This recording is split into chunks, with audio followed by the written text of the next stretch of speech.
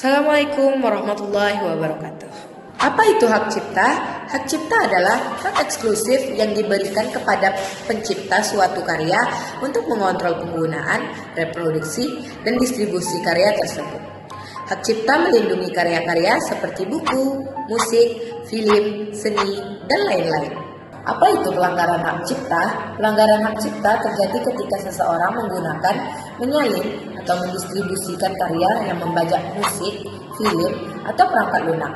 Pelanggaran hak cipta dapat berupa penggunaan, reproduksi, atau distribusi karya tanpa izin dari pemilik hak cipta. Pelanggaran hak cipta dapat terjadi di berbagai bidang kehidupan, dari industri musik hingga dunia digital. Salah satu contoh nyatanya adalah Robin Thicke dan Pharrell versus Marvin Gaye Estate.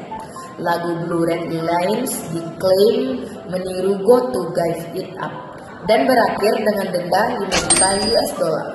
Dan contoh lain pelanggaran hak cipta, yang pertama, membuat salinan dari buku atau artikel tanpa izin dari pemilik hak cipta.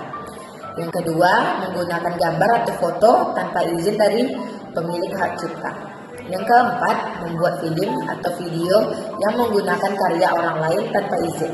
Dan beberapa konsekuensi pelanggaran hak cipta adalah ganti rugi, penghentian aktivitas, dan kerusakan reputasi.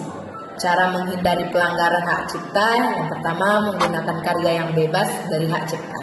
Yang kedua, membeli lisensi atau izin dari pemilik hak cipta. Dan yang terakhir, membuat karya sendiri. Lisensi Creative Commons adalah lisensi yang memungkinkan pencipta suatu karya untuk memberikan izin kepada orang lain untuk menggunakan karya tersebut dengan syarat-syarat tertentu. Lisensi Creative Commons dapat membantu menghindari pelanggaran hak cipta dan mempromosikan penggunaan karya yang bebas dan terbuka.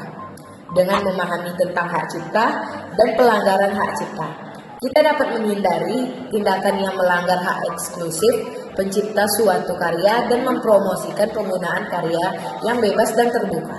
Dan bagaimana menghindari pelanggaran hak cipta?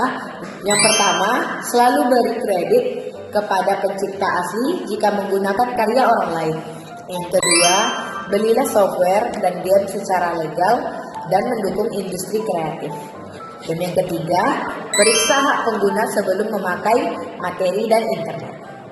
Memahami dan menghormati hak cipta tidak hanya menghindarkan kita dari masalah hukum, tetapi juga membantu menciptakan lingkungan yang mendukung kreativitas dan inovasi.